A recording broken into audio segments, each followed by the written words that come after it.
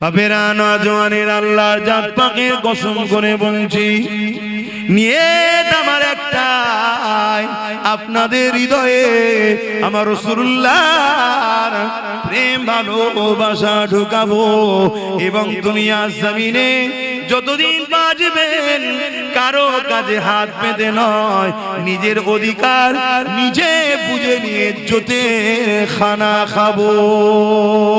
এই আশায় আপনাদেরকে বুঝাচ্ছি, নবীকে পিয়ার করো, নামাজ পড়ুন, রোজা রাখো, হজ করুন, দান খায়রাত করো, অপর দিকে জুন্নাইকে অন্যায়কে মিটান, জুলুমকে মিটান, রেপকে মিটান, সুদকে মিটান, ঘুষকে মিটান।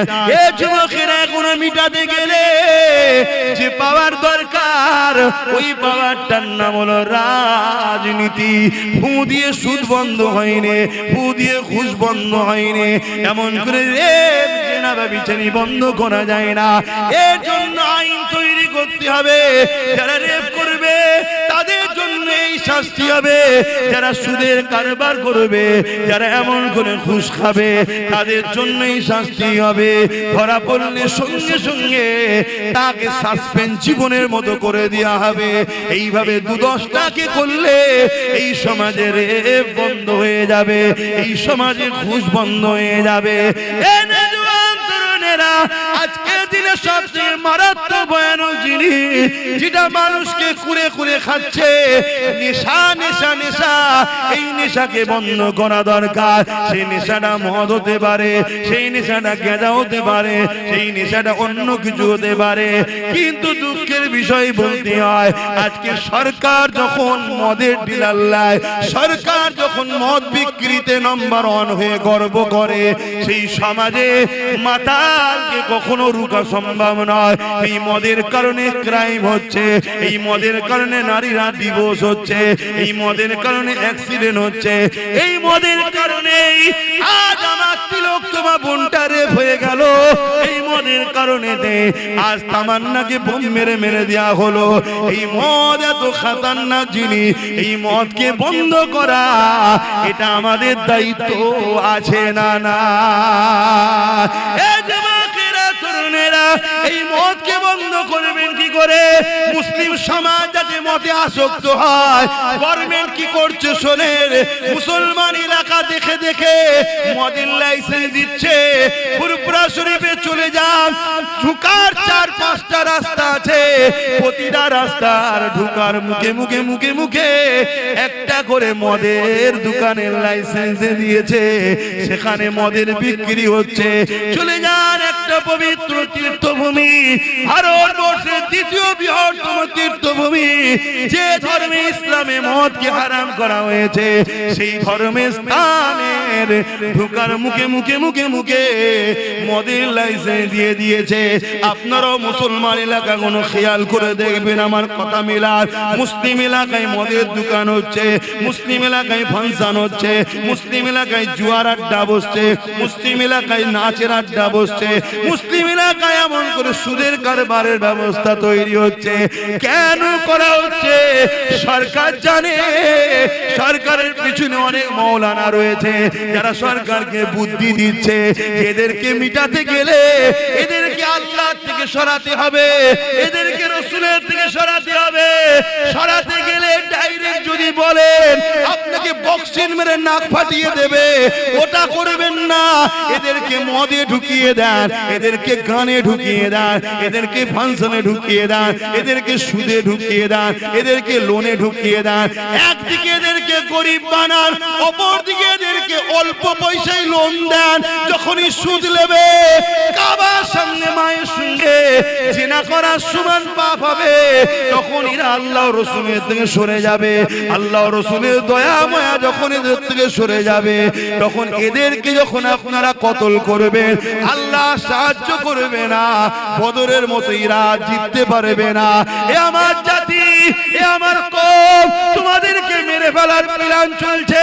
তোমাদেরকে আল্লাহ রাসূল থেকে প্রথম সরাবে, তারপরে তোমাদের ঈমানকে লুটবে, তারপরে তোমাদেরকে কতলেআম করবে। তোমাদের কোনো সাহায্যকারী তোমরা পাবে না। যতগুলো মুসলিম নেতা দেখছো, এরা একটা কেউ কথা বলে না, এরা একটা কেউ জবান খোলে না, এরা শুধু যে হুজুর যে হুজুর যে হুজুর করে নিজের গদিটা টিকিয়ে রাখার জন্য। এই রকম একটা জায়গায় দাঁড়িয়ে আজ যখন দাদা পীরের চতুর্থ প্রজন্ম হয়ে আমি জানকে বাজি লাগিয়ে আজ যখন আমার সমাজকে জাগায়, আজ যখন আমার সমাজকে বুঝায়, আজ যখন সমাজকে ভাবাতে লেগেছি, ওরে আমার সমাজ রে, তোর সরকার তোকে আল্লাহ ও রাসূলের থেকে সরাবার কি পরিকল্পনা করেছে দেখ। এক তো সরকারের কাজ নয় মসজিদ মন্দির করা, ট্যাক্সের পয়সায় দিঘাতে মন্দির করলো, যাক তা ধর্ম যা পারছে করবে যাক। আবার ওই মন্দিরের প্রসাদ রেশনের দ্বারা তোদেরকে খাইয়ে বেঈমান বানাবার প্ল্যান তোদের সরকার তৈরি করছে। এরা তোদেরকে মিটাতে চায়। তোদের অন্তরে ঈমান থাকলে, তোদের পেটে হালাল খাদ্য গেলে, আজকের এই ফেরাউনরা জানে এরা কখনো বিজয় লাভ করতে পারবে না। হতে পারে পুলিশ ওদের দিকে, হতে পারে মিলিটারি ওদের দিকে, হতে পারে সেনামন্ত্রী ওদের দিকে, কিন্তু আমাদের যদি ঈমান থাকে আল্লাহ সাহায্য যখন আসবে। এক মঈনুদ্দিন ভারতে কামিয়াবি হয়েছে, আরো জোরে বলুন সুবহানাল্লাহ।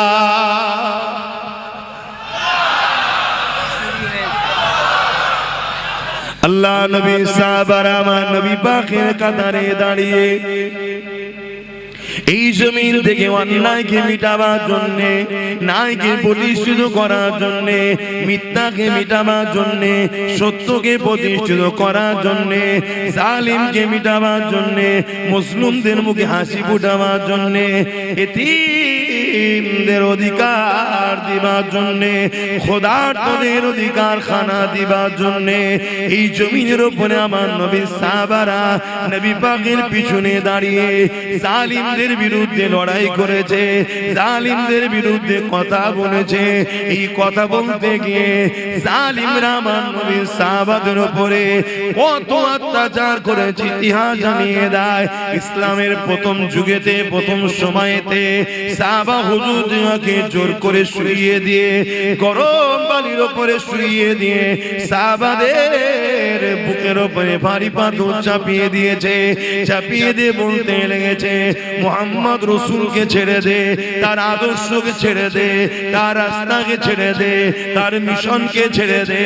আমার নবীর সাহাবারা এই কঠিন পরীক্ষায় এই গরম বালির উপরে শুয়ে বুকে ভারী পাথর চাপিয়ে দিয়েছে, নিশ্চয় নিতে পারেনি। তথাপিও সাহাবারা ওই অবস্থা তো বলেছে, এ জালিমরা তোরা যতই জুলুম করিস না কেন, মুহাম্মদ আরবীর গোলাম যারা হয় তারা মুহাম্মদ আরবীর জন্য জান মাল সব দেওয়ার প্রস্তুত নিয়ে নিয়েছে। এই অবস্থাতে অনেক সাহাবারা শহীদ হয়ে গেছে, অনেক সাহাবারা ইন্তেকাল শহীদ হয়ে গেছে। আবার অনেক সাহাবারা এমন করে কঠিন কষ্ট স্বীকার করার পরও আল্লাহ তাদের ঈমান আমল হিফাজত করে বিজয় গাজী বানিয়ে দিয়েছে।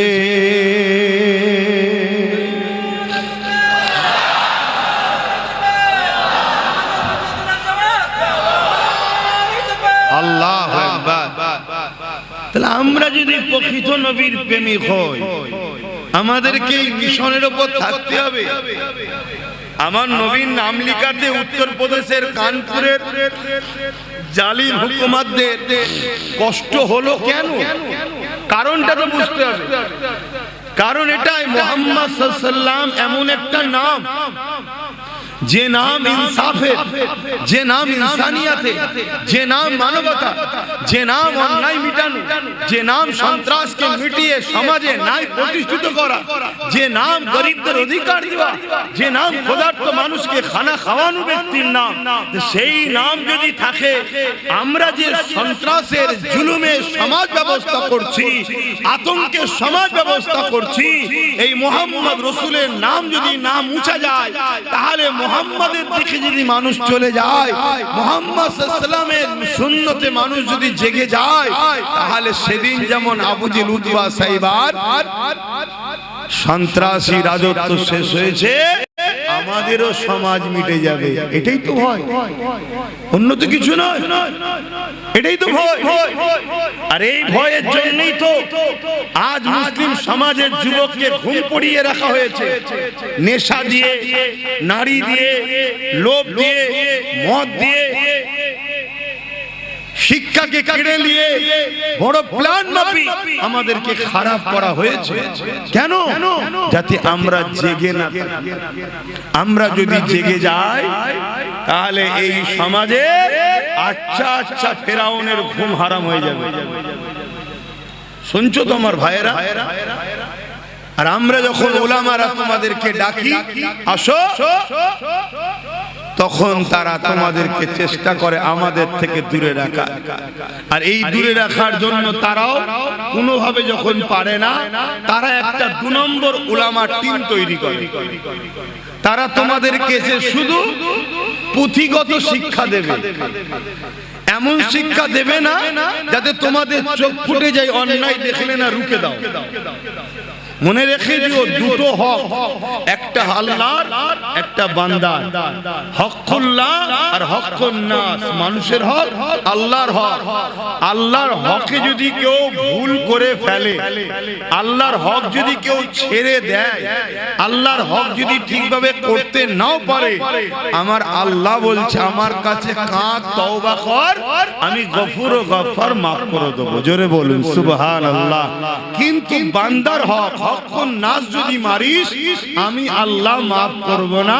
যার হক মেরেছিস সে যদি মাফ না করে, সে যদি মাফ না করে। আজ দুনিয়াদার উলামা শুধু হকুল্লাহটাই শোনাচ্ছে, হকুন নাসটা শোনাচ্ছে না।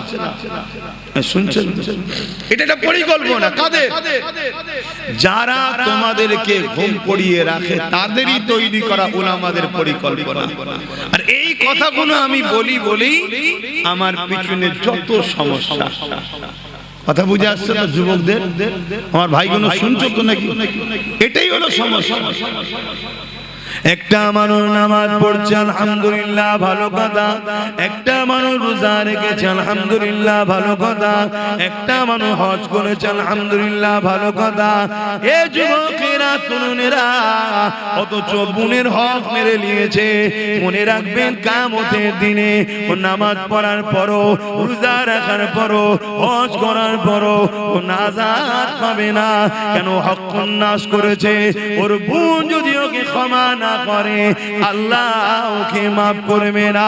অপরদিকে আরেকটা বান্দা বোনের হক দিয়েছে, পাড়া প্রতিবেশীর হক দিয়েছে, মানুষের হক আদায় করে দিয়েছে। কারো সঙ্গে জুলুম করে না, কারো সঙ্গে মিথ্যাচার করে না, কারো সঙ্গে গালিগালাজ করে না, কাউকে আঘাত দিয়ে কথা বলে না। অর্থাৎ হকুন নাসের দিক দিয়ে সে কারো দিলে আঘাত দেয়নি। অপরদিকে সে নামাজ পড়েছে, রোজা রেখেছে, বা নামাজ কাজা হয়ে গেছে, রোজা কাজা হয়ে গেছে, হজ আদায় করতে পারেনি। এ যুবকেরা, এই যুবকটা যদি আল্লাহ পাকের কাছে ক্ষমা চায়, আমার আল্লাহ বলেছেন আমি গফুর ও গফফার, তোরা তওবা কর, আমি আল্লাহ আমার হক যখন তুই আদায় করতে পারিস নি, আমি আল্লাহ তোকে মাফ ক্ষমা করে দেব।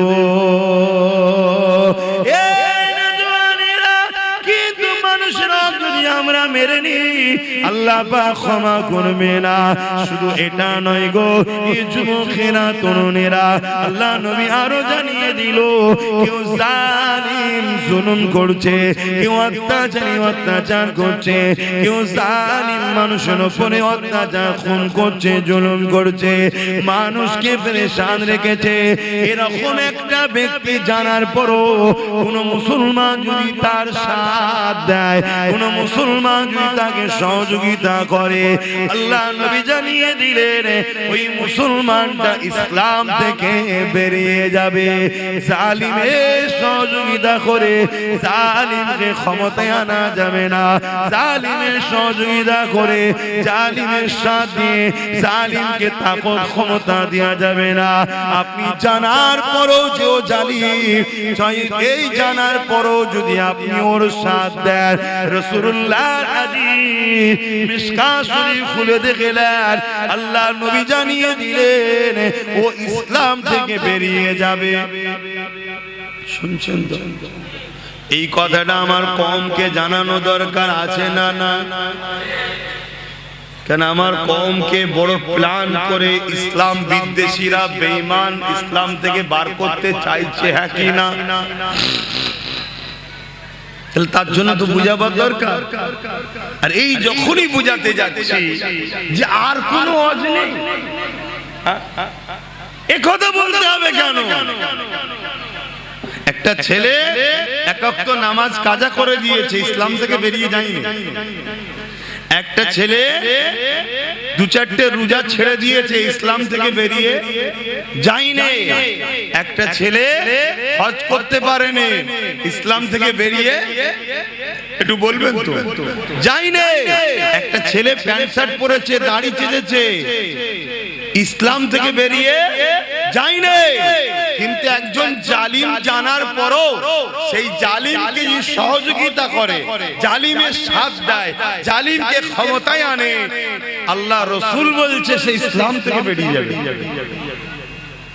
কথা শুনছো যুবকরা? এবার ইসলাম থেকে বেরিয়ে গিয়ে যদি নামাজ পড়ে, ও নামাজের দাম। ইসলাম থেকে বেরিয়ে যদি হজ করে, ইসলাম থেকে বেরিয়ে যদি মসজিদ বানায়, মাদ্রাসা বানায়, কোরআন পড়ায়, হাদিস পড়ায়, কথা বলেন, কথা বলেন। তো এই কথাগুলো যখনই বলছি, এ সমাজে এমনও মুফতি আছে, এ সমাজে এমনও মাওলানা বক্তা আলেম উলামা আছে, এ সমাজে এমনও নামাজি আছে যারা জালিমদের পিছনে ঘুরে বেড়ায়, জালিমদের থেকে দালালি খায় আর জালিমদের হয়ে কথা বলে। তারা তখন আমার বিরুদ্ধে তাদের পুষা ইউটিউবারদের লাগাবে না, লাগাবে না, যাতে আমার কথা সমাজ না খায়, আমার কথা মুসলিম উম্মা না শুনে নেয়। কেন মুসলিম উম্মা যদি আমার কথা শুনে নেয়, তাহলে জালিমদের সাথীরা দেবে না, আর জালিমদের যদি সাথ না দেয়, তাহলে নেক্সটের কি রাস্তা আছে জালিমদের বিরুদ্ধে? জালিমদের বিরুদ্ধে যদি হয়, তাহলে আজকের ফেরাউন তারা বনি ইসরাইলকে ভয় করবে না, করবে না? এটাই তো ব্যাপার, এটাই তো বিষয়। কিন্তু আপনারা যারা মনোযোগ দিয়ে শুনছেন, আপনারা বিবেক নামক দরজাকে আঘাত দিয়ে খুলুন, খুলে জিজ্ঞাসা করুন নবীদের মিশনটা কি ছিল। বেশি যত নবী এসেছে, বেশিরভাগ নবীদের মিশন ছিল জালিম শাসকদের হাত থেকে আল্লাহর সৃষ্টিকে উদ্ধার করে শান্তি সমাজ প্রতিষ্ঠিত করে তাদেরকে শান্তি সমাজে বসবাস করার রাস্তা করে দেওয়া। জোরে বলুন সুবহানাল্লাহ। কথা শুনছেন তো আপনারা? আমার আলোচনায় অসুবিধা হচ্ছে? আমার বক্তব্য কিন্তু এটাই, কেউ নামাজ নিয়ে ওয়াজ করছে ভালো জিনিস, কেউ রোজা নিয়ে ওয়াজ করছে ভালো জিনিস, কেউ হজ নিয়ে ওয়াজ করছে ভালো জিনিস, কেউ যাকাত নিয়ে ওয়াজ করছে ভালো জিনিস, সবটাই তো শরীয়ত নাকি? ঠিক তেমনি কেউ কেউ তো ইনসাফের পক্ষে, ন্যায়ের পক্ষে, জালিমদের বিরুদ্ধে ওয়াজ করা এ সমাজে দরকার আছে না? না, সেটাকেও ভালো না বলে তার পিছনে লাগাটা উচিত হচ্ছে না। কথা বুঝে আসছে তো নাকি? আলেম ওয়াজ করবে নামাজ নিয়ে, রোজা নিয়ে, হজ নিয়ে, দাড়ি নিয়ে, টুপি নিয়ে, জুব্বা নিয়ে, পাগড়ি নিয়ে, এক একজন এক এক বিষয়ে ওয়াজ করবে, তো সবটাই তো ইসলাম। ঠিক তেমনি একজন যদি ওয়াজ করে যে বাবা অন্যায় দেখলে হাত দিয়ে রুখতে হবে, রাসূলুল্লাহর হাদিস, হাতে যদি রুখতে না পারো মুখ দিয়ে অন্যায়ের প্রতিবাদ করো, যদি মুখে প্রতিবাদ করতে না পারো ঘৃণা করে দূরে সরে যাও। এ যুবকেরা, আল্লাহ নবী বললেন ঘৃণা করে দূরে সরে গেলে এটা হলো ইমানের মধ্যে সব থেকে দুর্বল ইমান, অর্থাৎ ইমানের একদম নিম্ন শ্রেণীর স্তর। প্রথম নম্বর ইমান হলো অন্যায় দেখেছে, হাত দিয়ে প্রতিরোধ করেছে, কিন্তু হাতে ক্ষমতা নেই।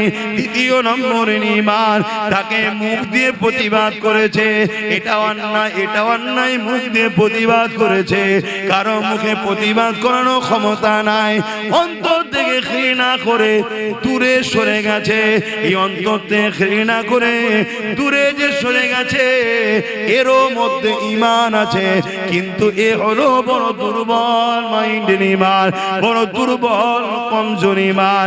কিন্তু দুঃখের বিষয়, কিন্তু আমার নবীর উম্মত দাবি করে কোন মুসলমান যদি অন্যায় দেখে হাতে রুখলো না, মুখ দিয়ে প্রতিবাদও করলো না, অন্তর থেকে ঘৃণাও করলো না, উপরন্তু সেই অন্যায়ের সঙ্গে সাথ দিল, অন্যায়কে সংগঠিত করার জন্য আরো সহযোগিতা করলো, অন্যায়ের পাশে দাঁড়িয়ে গেল। এই সমাজের বুকে যদি একটা মার্ডার হয়ে যায়, ওই মার্ডারে যে মেরেছে শুধু সে ধরা পড়ে না গো, ওই মার্ডারে তার সাথে যারা ছিল, ওই মার্ডারের জন্য যে যা শরীক হয়েছে, যে যা সহযোগিতা করেছে, এক এক করে সবাইকে ধরা হয়, সবাইকে শাস্তি দেওয়া হয়। দুনিয়ার নিজাম যদি এটা হয়, মহান স্রষ্টা রব্বুল আলামিনের নিজামটা কি? অন্যায় দেখলে হাত দিয়ে রোখো, হাতে রুখতে পারো না, মুখ দিয়ে প্রতিবাদ করো, মুখে প্রতিবাদ করতে পারো না, অন্তর থেকে তো কমসে কম ঘৃণা করে শুনে যাও। তুমি ঘৃণা না করে সেই অন্যায়কে সহযোগিতা করলে, অন্যায়কে করার জন্য সংগঠিত করার জন্য সাথ দিলে, এ যুবকেরা আল্লাহ নবীর হাদিস অনুযায়ী তোমার মধ্যে ঈমান বলে কিছু নাই। শুনছেন তো? ঈমান নাই। কেউ যদি কোনো গরিবের ঘর ভাঙে আর তুমি যদি তার হাত দিয়ে না রোখো, তাহলে তোমাকে মুখ দিয়ে প্রতিবাদ করতে হবে। মুখ যদি প্রতিবাদ করতে না পারো, অন্তর থেকে যারাই অন্যায় করছে ঘৃণা করে দূরে সরে যাও। তা না করে যদি তুমি সেই গরিবের ঘর ভাঙাচ্ছে যারা, তাদের সঙ্গে তোমরা যদি সাথ দাও, রাসূলুল্লাহর হাদিস অনুযায়ী তোমার মধ্যে ঈমান থাকতে পারে না। এখানে একটা গরিবের ঘর ভাঙলে যদি তার সহযোগিতা হয়, তুমি ইসলাম থেকে যদি বেরিয়ে যাও, ঈমান যদি না থাকতে পারে, তাহলে মনে রেখে দিও, যদি কেউ আমার আল্লাহর মসজিদকে ভাঙতে চায় আর তুমি হাত দিয়ে রুখলে না, মুখ দিয়ে প্রতিবাদও করলে না, অন্তর দিয়ে ঘৃণা করলে না তাদেরকে, উপরন্তু তাদেরকে সাপোর্ট করে আরো শক্তিশালী করলে, যাতে করে তারা মসজিদকে ভাঙতে পারে। এই যুবকেরা আল্লাহর ঘরকে যারা মিটাতে চায়, তারা তো অবশ্যই বেঈমান, জাহান্নামের কুকুর তারা হবেই হবে। তার সঙ্গে যারা সাথ দেবে, আল মারউ মা মান হাব্বা, দুনিয়ায় যে যার সঙ্গে থাকবে পরকালে তার সাথে থাকবে। এই যুবকেরা এইরকম একটা উদ্দেশ্য করে এই সমাজে একটা ওয়াজ করেছিলাম, ওই ওয়াজটাকে এখন কাটিং করে খুব ছড়াচ্ছে সমাজে। ছড়াচ্ছে না? ছড়াই না? একটু হ্যাকি না বলবেন? আপনারাও কি বেজার হচ্ছেন নাকি আমার উপর? যদি হন সেটাও খুলে বলুন। মনের মধ্যে রেখে দিলে আমি বা বুঝবো কি করে যে আমি ভুল রাস্তায় আছি? খুলে তো বলতে হবে যে আব্বাস সিদ্দিকী ভুল রাস্তায় আছে। কি তবে এত উলামা রয়েছে, তেনাদের তো উচিত আমাকে ভুল রাস্তায় আছে ধরিয়ে দেওয়া, যে আপনি ভুল করছেন, আপনি ভুল করছেন। কেউ যদি আপনাকে 500 টাকা দিয়ে আপনার কোরআনের বিরুদ্ধে কথা বলে, ওটা জায়েজ। আর কেউ যদি আপনাকে টাকা না দিয়ে মসজিদের বিরুদ্ধে কথা বলে, ওটা হারাম। এরকম যদি ফতোয়া থাকে একটু আমাকে বলেন, সেটা শুনি। কথা বুঝছেন? বুঝছেন না নাকি? বুঝছেন? এরকম কিছু ফতোয়া আছে নাকি? কেউ যদি আপনাকে 1000 টাকা করে মাসে দেয়, আর সে যদি বলে যে মাদ্রাসার মিড ডে মিলের খাবার কুকুরের বাচ্চাকে খাওয়াবো, তাও ভালো, মাদ্রাসার বাচ্চাদেরকে খাওয়াবো নি, এ কথা বলা জায়েজ কেন? 1000 টাকা দেয়। আর অন্য কেউ যদি বলে 1000 টাকা দেয়নি বলে যদি বলে রাস্তায় চলতে গিয়ে কুকুরের বাচ্চা গাড়ির তলায় এসে গেলে কি করব, সেটা নাজায়েজ, এরকম ফতোয়া আছে নাকি? দুজনেই তো কুকুরের বাচ্চা বলে দিল। একজন বলল যে রাস্তায় চলতে গিয়ে গাড়ির তলায় যদি কুকুরের বাচ্চা এসে যায় কি করব? মনে পড়ছে কথাটা? কে বলেছিল মনে পড়ছে? আর আরেকজন কি বলছে যে মিড ডে মিলের খাবার রাস্তার পথচারী কুকুরের বাচ্চাকে দেবো তো মাদ্রাসার বাচ্চাদের দেবো না। তাহলে মাদ্রাসার বাচ্চা কি পথচারী কুকুরের বাচ্চার থেকেও খারাপ?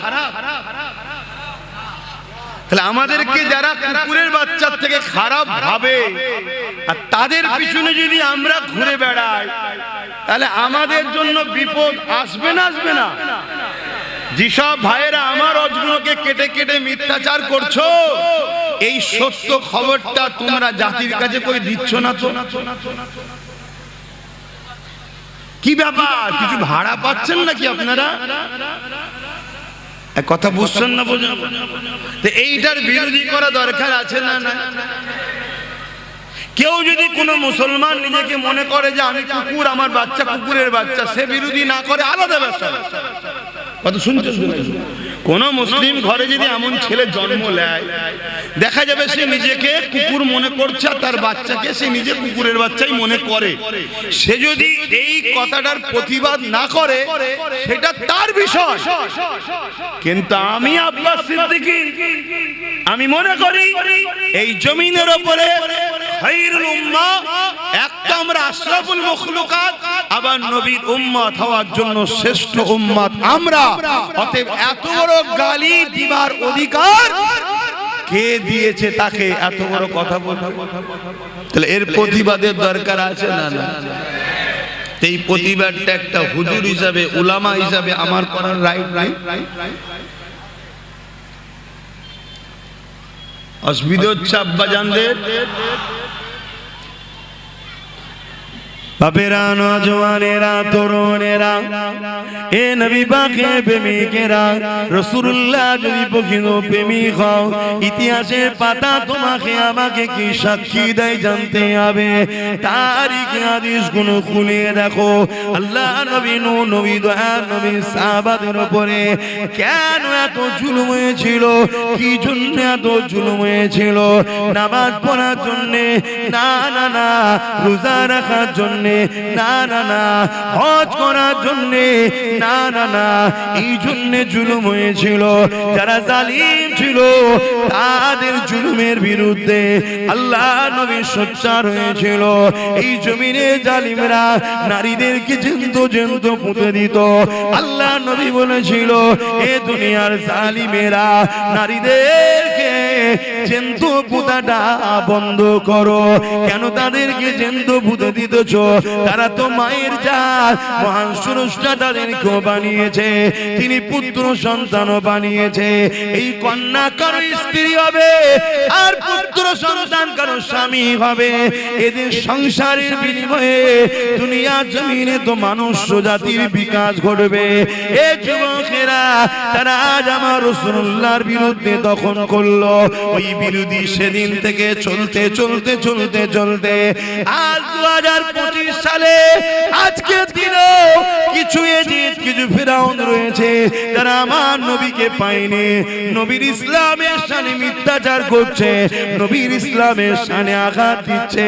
যারা নিজেদের নারীদের হক দিতে পারে না, যারা নিজেরা নারীদেরকে নিরাপত্তা দিতে পারে না, নিজেরা নারীদেরকে রেপের হাত থেকে বাঁচাতে পারে না, কিন্তু তারা আজকে ইসলামের গায়ে দাগ লাগাচ্ছে। ইসলামে নাকি রেপ করাটা কোনো খারাপ কাজ নয়। বলুন নাউযুবিল্লাহ। এই কথা আপনারা শুনেছেন না শোনেননি?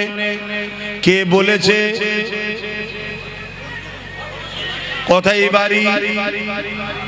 উত্তর 24 পরগনা জেলার ব্যারাকপুর ভাটপাড়ার।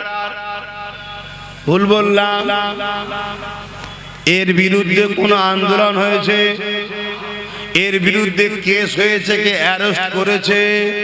কেন অ্যারেস্ট করবে? যাদের হাতে ক্ষমতা তাদেরও দিলের ধারণা ইসলাম মিটাও।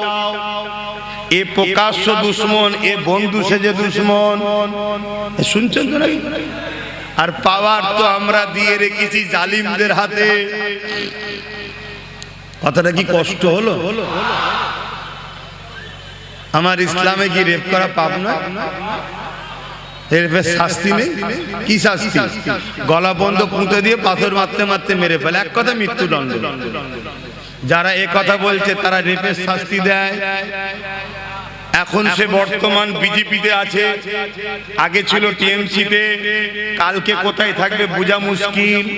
বর্তমানটা ধরেই বলছি, মণিপুরে উলঙ্গ নারীদেরকে নিয়ে ঘোরানো হচ্ছে, নারীদের ইজ্জত নষ্ট করা হচ্ছে। বিজেপি সরকার সেখানে নারীদের অধিকার দিতে, জোরে বলো।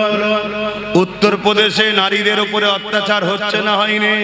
নারীদের অধিকার দিতে তোরা জাহেল, নিজেরাই নারীদের অধিকার দিতে পারিসনি, তোরা আবার ইসলামের বিরুদ্ধে কলম চালাচ্ছিস কি করে? কোন শক্তিতে? ওদের হাতে রাজ পাওয়ার। এই কথাটা বিস্কানে বললাম, অসুবিধা হলো? এটা জুলুম না ন্যায়? এটা জুলুম না? জুলুম নয়, কোনটা? জুলুম। এটা অন্যায়। যাক আসেন আবার ধর্মের আলোচনায় চলে আসি। আমার নবী পাকের সাহাবাদের উপরে জুলুমটা কেন হয়েছিল?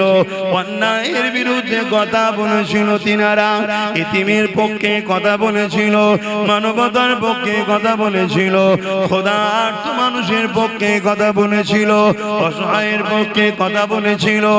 এ যুবকেরা, তরুণেরা, তাওহীদের বাণীর পক্ষে কথা বলেছিল তিনারা। এই জন্য সাহাবা হুজুরদের উপরে জালিমরা বড় জুলুম করেছিল। কতটা জুলুম করেছে প্রথমেই বললাম। সাহাবা হুজুরদের পায়ে দড়ি বেঁধে, ওই ঘোড়ার পায়ে দড়ি বেঁধে দিয়েছে, ওই ঘোড়া দ্রুত ছুটতে লেগেছে। আর সাহাবা হুজুরদের মরুভূমির বাড়ির উপর দিয়ে টেনে টেনে নিয়ে যাচ্ছে, পিঠে চামড়া খানা ছিঁড়ে ছিঁড়ে কাঁধের কাছে জড়ো হয়ে যাচ্ছে, বালিকোনা কোনো পিঠেতে গেঁথে যাচ্ছে, রক্তাক্ত হতে লেগেছে। এ যুবকেরা, এরকম কষ্ট কি তোমাদের ওপরে হচ্ছে এখন? বলো বলো। কিন্তু আজ ঘুমাও, তোমার সন্তানদের ওপরে এরকম জুলুম আসবে। আজ যদি তোমরা না জাগো, এখনো তোমরা এক মুঠো যদি হও, আল্লাহর জাত পাকের কসম করে বলছি, যার কুদরতিয়াতে আব্বাসের জাত রয়েছে, ইনশাআল্লাহ এমন একটা জমিন আমরা করে রেখে যাব, যদি ফসল আমরা না খেতে পারি, মাঠটাকে চাষযোগ্য করে যাব। আমাদের বাচ্চারা ওই জমিনে চাষ করে ফসল খেতে পারবে ইনশাআল্লাহ। এ যুবকেরা, ঘাবড়ে যেও না গো, আল্লাহকে ভয় করো। কোথায় কি হচ্ছে দেখে লাভ নাই। তোমার মনের মধ্যে একটাই কথা থাকবে, আমি আমার আল্লাহর খুশির জন্য হক কথা বলবো, আমি আমার আল্লাহর রাজির জন্য নাই কথা বলবো, সন্তানের ভবিষ্যতের জন্য আমি সত্য পথে চলবো, আমি নিজের কিছু মেহনত করে নিজেকে প্রতিষ্ঠিত করব। কেননা পরের দোকানের কর্মচারী করা, পরের অফিসে চাকরি করা, যে কোনো দিন আমায় বার করে দেবে। আর যদিও আমি ওখানে চাকরি করি, ওই চাকরির মাইনে বাড়তে বাড়তে বাড়তে শেষ জীবন পর্যন্ত যদি 50,000 1 লাখ টাকাও হয়, কিন্তু আমার পরে ওই জায়গাতে আমার ছেলে কিন্তু আর চান্স নাও পেতে পারে। আর আমি মেহনত করে ছোট্ট যদি একটা গুমটিও করে দিয়ে যেতে পারি, আজ আমার পরে ওই জায়গাতে আমার ছেলে কিন্তু মালিক হয়ে বসবে। এ যুবকেরা, তরুণেরা, ছেলে যদি চেষ্টা করে এক দোকান থেকে 10টা দোকান বাড়াতে পারবে। তাই বলে দিয়ে যায় আমার রাসূলুল্লাহ যেমন আমাদেরকে নামাজের কথা বলেছে, রোজার কথা বলেছে, হজের কথা বলেছে, দাড়ি টুপির কথা বলেছে, মানবতার কথা বলেছে, ইনসাফের কথা বলেছে, ইনসানিয়াতের কথা বলেছে, গরিব প্রেমের কথা বলেছে, খোদার্তদের খানা খাবার কথা বলেছে। ঠিক তেমন নবী আমার সাহাবাদের ধরে ধরে হাতে হাতে বিজনেস করার পলিসি, তারা কি হবার পলিসি আমার নবী শিখিয়েছে। আর পাশাপাশি জমিনের উপরে মাথা তুলে বেঁচে থাকার জন্য পাওয়ার রাজ ক্ষমতার কথাও শিখিয়েছে। আরো জোরে বলুন সুবহান।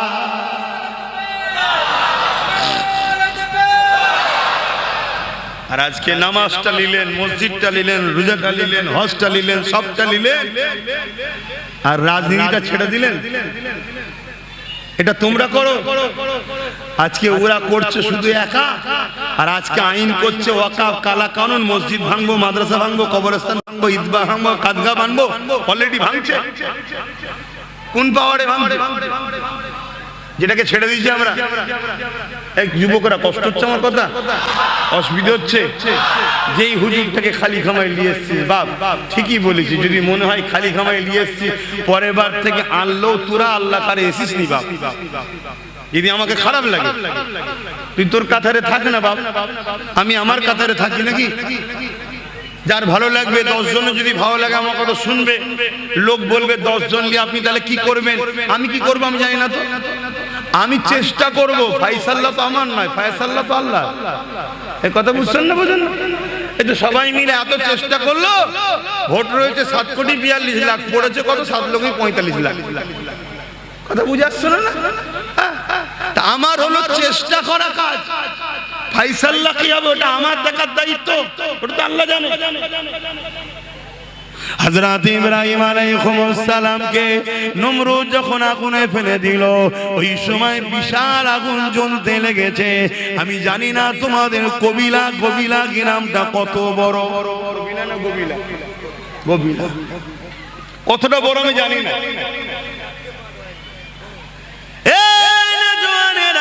কিন্তু ইরাকের জমিনে ব্যাবিলনে যান, গিয়ে দেখেন ইব্রাহিম নবীকে যে জায়গায় আগুন তৈরি করে বাদশা নমরুদ ফেলেছিল, কি জন্য ফেলেছিল? বাদশা জুলুমের বিরুদ্ধে ইব্রাহিম নবী ছিল। বাদশা শিরকি রাস্তায় ছিল, অন্যায় রাস্তায় মানুষকে ডাকতো। বাদশা কুফরি রাস্তায় মানুষকে জোর করে ডাকতো। বাদশা মানুষের উপরে জুলুম করত, বাদশা মানুষের উপরে অত্যাচার করত, মানুষকে কিদুদাসী বানিয়ে দিয়ে তার দাসত্ব মানুষকে করাতো। এই সময় ইব্রাহিম নবী জালিম নমরুদের বিরুদ্ধে যখন কথা বলতেছিল, ইব্রাহিম নবীকে অনেক দিক দিয়ে নমরুদ হত্যা করার চেষ্টা করেছে, কোন দিক দিয়ে যখন পারেনি। ইব্রাহিম নবীকে নমরুদ বিশাল আগুন তৈরি করে ওই আগুনের কুণ্ডুতে ইব্রাহিম নবীকে ফেলে দিয়েছে। ইব্রাহিম নবী ওই আগুনের কুণ্ডুতে যখন পড়তে লেগেছে, আমার আল্লাহ পাক বলেছিলেন এই আগুন ইব্রাহিমের জন্য আরামদায়ক, ঠান্ডা হয়ে যাও গো।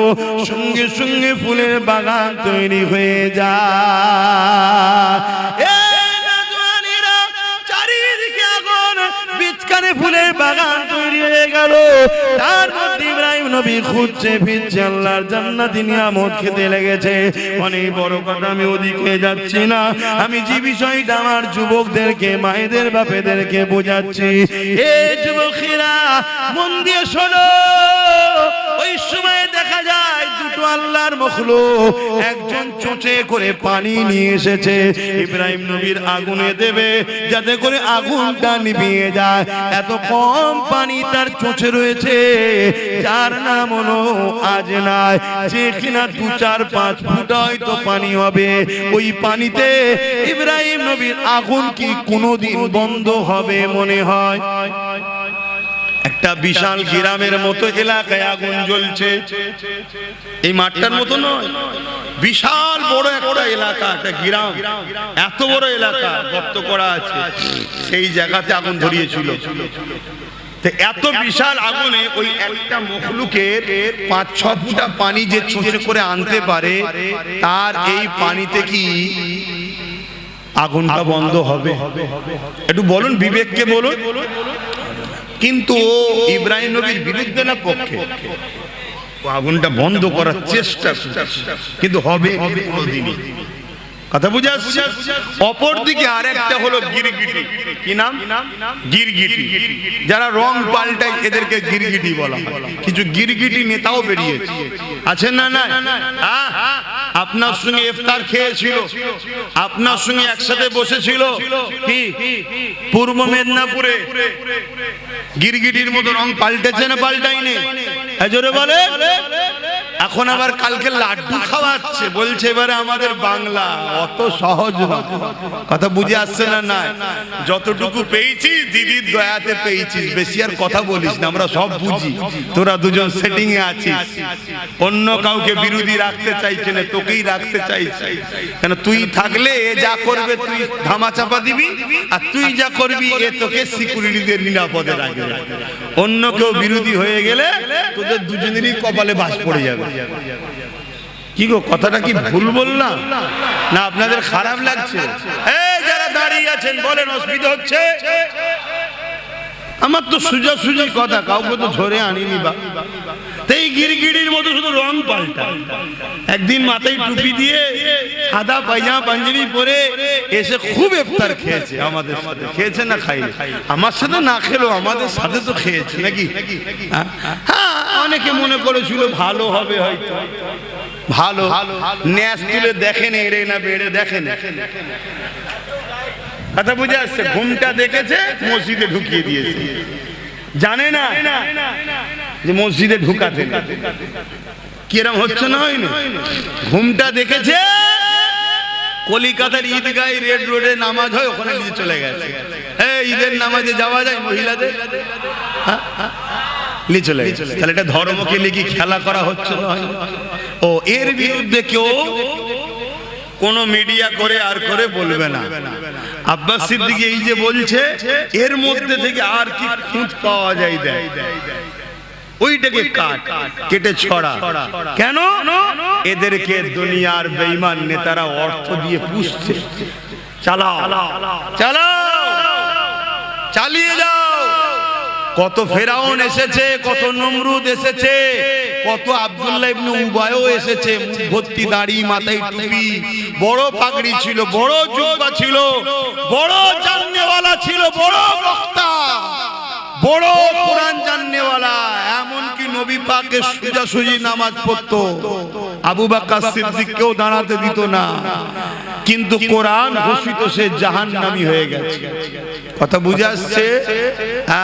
সবাই চোখে ধুলা দিয়ে যেতে পারে, আব্বাস তোমাদের চোখেও ধুলো দিয়ে দিতে পারে, কিন্তু আব্বাস আমার আল্লাহর কুদরতি চোখে ধুলো দিতে, জোরে বলো, ইজ্জতের মালিক তোমরা না আল্লাহ। জোরে বলে, আরো জোরে বলে। অতএব আব্বাস যেখানে যায়, আল্লাহ শুকর করে বলছি, মানুষের ভিড়ের ঠেলাতে চিৎকার চেঁচামেচিতে ওয়াজ করতে পারছি না আমি। সমস্যা হয়ে যায়। গত মনে হয় পরশু দিন, গতকাল জুম্মা গেল, পরশু দিন কোথায় গেলাম? ঢোলা, একদম ঢোলাতে সারাক্ষণ তো ঝগড়াই হলো, কি জায়গা পাই দাঁড়াতে পারে। এই ঝগড়া হয়ে হয়ে সারাক্ষণ সময় চলে গেল। কি ওয়াজ করব? ওই ওর মধ্যে ঝগড়া করে যাচ্ছে, আমি ওয়াজ করে যাচ্ছি, কি করব? বাপেরা, নওজওয়ানের আল্লাহর জাত পাকের কসম করে বলছি, নিয়ত আমার একটাই, আপনাদের হৃদয়ে আমার রাসূলুল্লাহর প্রেম ভালোবাসা ঢুকাবো, এবং দুনিয়ার জমিনে যতদিন বাঁচবেন কারো কাজে হাত পেতে নয়, নিজের অধিকার নিজে বুঝে নিয়ে ইজ্জতের খানা খাবো। এই আশায় আপনাদেরকে বুঝাচ্ছি, নবীকে প্রিয়ার করো, নামাজ পড়ুন, রোজা রাখুন, হজ করুন, দান খায়রাত করুন। অপর দিকে জুন্নাইকে, অন্যায়কে মিটান, জুলুমকে মিটান, রেপকে মিটান, সুদকে মিটান, ঘুষকে মিটান। এ যুবকেরা এখন মিটাতে গেলে যে পাওয়ার দরকার, ওই পাওয়ারটার নাম হলো রাজনীতি। ফু দিয়ে সুদ বন্ধ হয়নি, ফু দিয়ে ঘুষ বন্ধ হয়নি, এমন করে রেপ জেনা ব্যভিচারী বন্ধ করা যায় না। এর জন্য আইন তৈরি করতে হবে। যারা রেপ করবে তাদের জন্য এই শাস্তি হবে। যারা সুদের কারবার করবে, যারা এমন করে ঘুষ খাবে, তাদের জন্য এই শাস্তি হবে। ধরা পড়লে সঙ্গে সঙ্গে তাকে সাসপেন্ড জীবনের মতো করে দেওয়া হবে। এইভাবে 2-10টাকে করলে এই সমাজে রেপ বন্ধ হয়ে যাবে, এই সমাজে ঘুষ বন্ধ হয়ে যাবে। আজকের দিনে সবচেয়ে মারাত্মক ভয়ানক জিনিস যেটা মানুষকে কুড়ে কুড়ে খাচ্ছে, নেশা নেশা নেশা। এই নেশাকে বন্ধ করা দরকার। সেই নেশাটা মদ হতে পারে, সেই নেশাটা গাঁজা হতে পারে, সেই নেশাটা অন্য কিছু হতে পারে। কিন্তু দুঃখের বিষয় বলতে হয়, আজকে সরকার যখন মদের ডিলার লায়, সরকার যখন মদ বিক্রিতে নাম্বার 1 হয়ে গর্ব করে, সেই সমাজে মাতালকে কখনো রুখা সম্ভব নয়। এই মদের কারণে ক্রাইম হচ্ছে, এই মদের কারণে নারীরা ডিভোর্স হচ্ছে, এই মদের কারণে অ্যাক্সিডেন্ট হচ্ছে, এই মদের কারণেই আজ আমার তিলক তোমার বোনটা রেপ হয়ে গেল। এই মদের কারণে আজ তামান্নাকে বোম মেরে মেরে দেওয়া হলো। এই মদ এত খাতারনাক জিনিস, এই মদকে বন্ধ করা এটা আমাদের দায়িত্ব আছে না না? এই মদকে বন্ধ করবেন কি করে? মুসলিম সমাজ যাতে মদে আসক্ত হয়, গভর্নমেন্ট কি করছে শোনেন। মুসলমান এলাকা দেখে দেখে মদের লাইসেন্স দিচ্ছে। ফুরফুরা শরীফে চলে যান, ঢুকার 4-5টা রাস্তা আছে, প্রতিটা রাস্তার ঢুকার মুখে মুখে মুখে মুখে একটা করে মদের দোকানের লাইসেন্স দিয়েছে। সেখানে মদের বিক্রি হচ্ছে। চলে যান একটা পবিত্র তীর্থভূমি, ভারতবর্ষের 2য় বৃহত্তম তীর্থভূমি, যে ধর্মে ইসলামে মদকে হারাম করা হয়েছে, সেই ধর্মের স্থানের ঢুকার মুখে মুখে মুখে মুখে মদের লাইসেন্স দিয়ে দিয়েছে। আপনারাও মুসলমান এলাকা কোনো খেয়াল করে দেখবেন, আমার কথা মিলার। মুসলিম এলাকায় মদের দোকান হচ্ছে, মুসলিম এলাকায় ফাংশন হচ্ছে, মুসলিম এলাকায় জুয়ার আড্ডা বসছে, মুসলিম এলাকায় নাচের আড্ডা বসছে, মুসলিম এলাকায় এমন করে সুদের কারবারের ব্যবস্থা তৈরি হচ্ছে। কেন করা হচ্ছে? সরকার জানে। সরকারের পিছনে অনেক মাওলানা রয়েছে যারা সরকারকে বুদ্ধি দিচ্ছে, এদেরকে মিটাতে গেলে এদেরকে আল্লাহ থেকে সরাতে হবে, এদেরকে রসুলের থেকে সরাতে হবে। সরাতে গেলে ডাইরেক্ট যদি বলেন আপনাকে বক্সিং মেরে নাক ফাটিয়ে দেবে, ওটা করবেন না। এদেরকে মদে ঢুকিয়ে দেন, এদেরকে গানে ঢুকিয়ে দেন, এদেরকে ফাংশনে ঢুকিয়ে দেন, এদেরকে সুদে ঢুকিয়ে দেন, এদেরকে লোনে ঢুকিয়ে দেন। একদিকে এদেরকে গরিব বানান, অপরদিকে এদেরকে অল্প পয়সায় লোন দেন। যখনই সুদ নেবে, কাবার সামনে মায়ের সঙ্গে জিনা করার সমান পাপ হবে, তখন এরা আল্লাহ রসুলের থেকে সরে যাবে। আল্লাহ রসুলের দয়া মায়া যখন এদের থেকে সরে যাবে, তখন এদেরকে যখন আপনারা কতল করবেন, আল্লাহ সাহায্য করবে না। বদরের মতো এরা জিততে পারবে না। এ আমার জাতি, এ আমার কওম, তোমাদেরকে মেরে ফেলার প্ল্যান চলছে। তোমাদেরকে আল্লাহ রসুল থেকে প্রথম সরাবে, তারপরে তোমাদের ঈমানকে লুটবে, তারপরে তোমাদেরকে কতলেআম করবে। তোমাদের কোনো সাহায্যকারী তোমরা পাবে না। যতগুলো মুসলিম নেতা দেখছো, এরা একটা কেউ কথা বলে না, এরা একটা কেউ জবান খোলে না। এরা শুধু যে হুজুর যে হুজুর যে হুজুর করে নিজের গদিটা টিকিয়ে রাখার জন্য।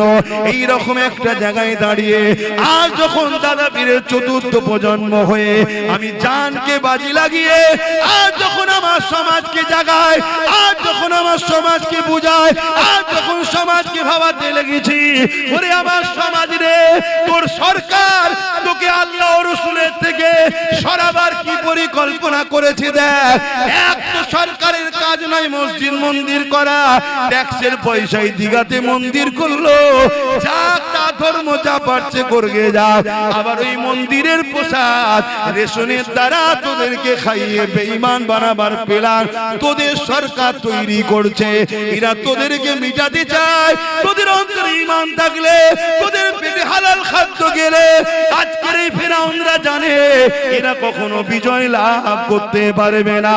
হতে পারে পুলিশ ওদের দিকে, হতে পারে মিলিটারি ওদের দিকে, হতে পারে সেনামন্ত্রী ওদের দিকে, কিন্তু আমাদের যদি ঈমান থাকে আল্লাহ সাহায্য যখন আসবে, এক মঈনুদ্দিন ভারতে কামিয়াবি হয়েছে। আরো জোরে বলুন সুবহানাল্লাহ।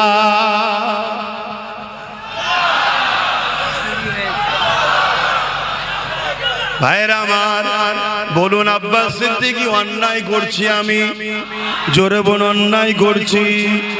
এর পরও দিনের শেষে একটাই কথা হবে, কি হবে? ডাকাতকে রুখতে হবে। বলবে না? বলবে না? চোর বলছে ডাকাত রোকো। চোর কি বলছে? কথা বলছে না? এই চোর বলছে ডাকাত রোকো। ডাকাত রুকা দরকার আছে না? না, কিন্তু চোরের কথা বুঝছো না?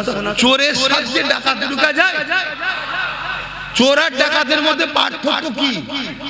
ডাকাত কুকুর চুরি করে, চোর মাছ চুরি করে, এটাই তো। তাহলে এও আমার ওয়াকাফ খাচ্ছে আর ও বলছে পুরো ওয়াকাফ কুকুরটাই চুরি করলো। কথা মাথায় ঢুকছে না? ঢোকে না? তাহলে চোর দিয়ে কখনো ডাকাত রুকা যায় না। এজন্য ডাকাত চোর রুখতে হবে, চোরও তাড়াতে হবে। এর জন্যই তো আব্বাস সিদ্দিকী চেষ্টা করে নবী খানদানের বাচ্চাকে বুঝিয়েছি, তুই যা, তুই যা। সে তো বলছে আপনি তো বেশ ভালো লাইনে আছেন, আর আমাকে চারিদিকে কত ঠেলা ঠুলি, ঝগড়া ফাসাদ, গালি গালাজের মধ্যে জড়াতে হচ্ছে, আর আপনি যাচ্ছেন, হজ করছেন, আবার ঘরে এসে ঘুমোচ্ছেন নিশ্চিন্তায়। আর আমি রাত দুটোই ফোন করছে, ভাইজান আমার এখানে ধরে ফেলেছে, আবার আমাকে পুলিশকে ফোন করতে হচ্ছে। আমি তুই বেশি নেকির কাজ করছিস, চুপ কর। কথা বলিসনি, যে লাইনে ঢুকে গেছে ওখানে থাক। বুঝতে পারছেন না? পারেন না? তাহলে বলুন আপনাদের উচিত তো আমার ভাইটা সাথ দেওয়া দরকার আছে না? আল্লাহকে সাক্ষী রেখে বলুন দরকার আছে না? না, লম্বা করে হাত তুলুন। ডায়ে বায়ে কে হাত তোলেন একটু দেখেন তো, কে হাত তোলেন একটু দেখবেন শুধু। ভাই হাত নামান। যে হাত তোলেন সে আমার দুশ্মনও নয় আর বন্ধুও নয়। তার জন্য দোয়া করি আল্লাহ তাকেও আমাদের সাথী করুক। বলুন আল্লাহুম্মা আমিন। আজকে একটা যদি এত কিছু করতে পারে, তার সাথে যদি আরো গোটা 30-40 থাকে, আমাদের উপকার না লস? জোরে বলুন। এবারে কেউ যদি মনে করে যে তুমি বলছো তাহলে আমরাই তো রুখবো না, তোমরা যদি সত্যি রুখতে চাও, সত্যি যদি রুখতে চাও, তাহলে আসো না একসাথে রুখি। কথা বুঝছেন না? আসুন একসাথে রুখি। না না, একসাথে নয়। কেন একসাথে নয়? বলছে একসাথে যদি রাত্রিরে ঘরের পাহারা দেয়, তোমার লোক আমার লোক থাকে, তা রাত্রিরে যখন ডাকাত ঢুকবে, আমি যে দরজা খুলছিলাম তুই তো খুলতে দিবি না।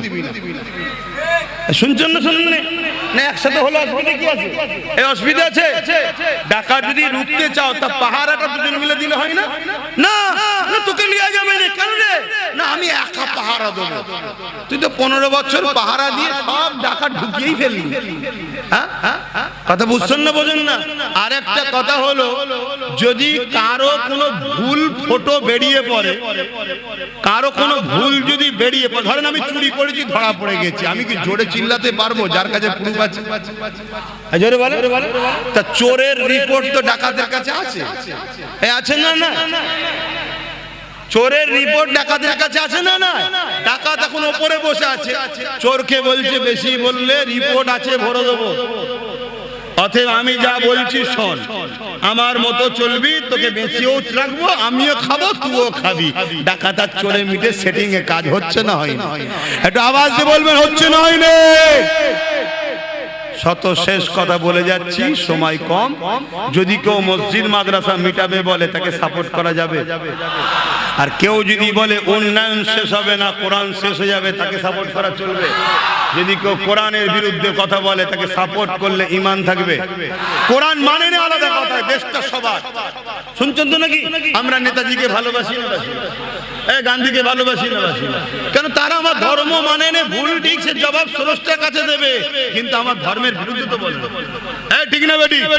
তুমি মানবে না মানবে তোমার কাছে, কিন্তু বিরোধী করার অধিকার কে দিল? কথা বুঝে আসছে? এজন্য আমি এক জায়গায় একটা কথা বলেছিলাম যে কেন্দ্র সরকারকে ভোট দিলে ঈমান চলে যাবে, রাজ্য সরকারকেও ভোট দিলে ঈমান চলে যাবে। পুরোটা দেয়নি, শুধু কেটে একটুখানি দিয়েছে। শুনছেন তো নাকি? এরপরে আমি কি বলেছি? এরপরে বলেছি যদি রাজ্য সরকার মনে করে যে এই কোরআন শেষে বলাটা আমার ভুল হয়েছে এবং দিল্লি চলে যাও বলাটা ভুল হয়েছে, যদি ক্ষমা চাই তাহলে আমি এর বিরুদ্ধে আর বলবো।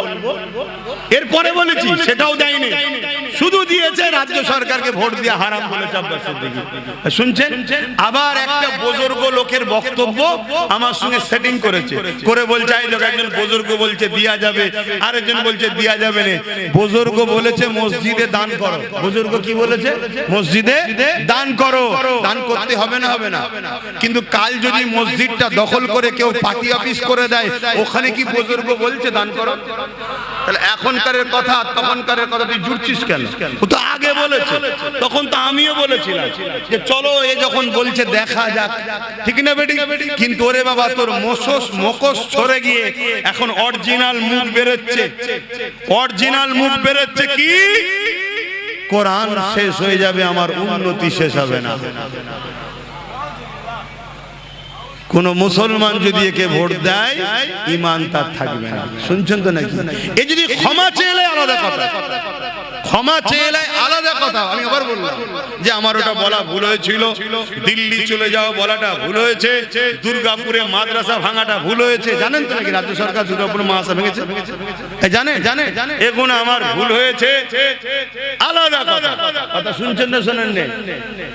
কিন্তু তুমি মাদ্রাসা ভাঙবে আমার ভোট নিয়ে, তুমি কোরআন শেষে বলবে আমার ভোট নিয়ে, তুমি কুকুরের বাচ্চার সঙ্গে মুসলমানের বাচ্চাকে আরো নিকৃষ্ট করবে আমার ভোট নিয়ে, মনে রেখে দিও কোন ঈমানদার তোমাকে আর সাথ দিতে পারে না। কিন্তু ওই সকল লোক সাথ দিতে পারে। কারবালার মাঠে তো আমাদের দেখা আছে, ইমাম হোসাইনের পক্ষে এসে দাঁড়ায়নি, এজিদের পক্ষে দাঁড়িয়েছিল 13,000 আলেম উলামা হাফেজ ছিল, মুফতি মৌলানা হাফেজ 13,000 ছিল। 25,000-এর মধ্যে 25,000ই মুসলমান ছিল হোসাইন হুজুরের বিরুদ্ধে। তার মধ্যে 13,000 ছিল কি আলেম, হাফেজ, মুফতি। কেন? সামান্য অর্থ, সামান্য পদের জন্য। এই রকম যারা আজকের দিনেও আছে, গাদ্দার, মুনাফিক, মুসলিম সুরাতে বেঈমান, কাফের, মুনাফিক, ইসলামের দুশমন, যেমন ইমাম হোসাইনের দুশমন ছিল, আজকে সেই হোসাইনের দিন নানা দিনের দুশমন যারা আছে, তারা হয়তো তোমায় সাথ দিলে দিতেও পারে, কিন্তু মনে রেখে দিও আমরা হাসতে হাসতে মরা পছন্দ করব। মসজিদ মাদ্রাসাকে যারা মিটাতে চায় তাদের সঙ্গে আপোষ নয়। কোরআন যে শেষ হয়ে যাবে বলবে, সে যদি ক্ষমা না চায় তার সঙ্গে আপোষ নয়। এ কথাই যারা একমত একটু হাত তুলে দেখাবেন, আল্লাহকে সাক্ষী রেখে হাত তুলবেন। আয় আল্লাহ, আমরা আপনার কোরআনের পক্ষে, মসজিদ মাদ্রাসার পক্ষে হাত তুলেছি। আপনি আমাদের ঈমানে তাকত দেন, এর উপরে মজবুত থাকার তৌফিক দেন। আমিন আমিন আমিন সুম্মা আমিন। নারে তাকবীর, নারে তাকবীর, লব্বাইক লব্বাইক লব্বাইক লব্বাইক, নারে তাকবীর। যদি কোন মুসলমান হাত না তোলে, তার সামনে আমার একটাই কথা, সে আমাদের কেউ নয়, দুশমনও নয় আর বন্ধুও নয়। কথা বুঝে আসছে?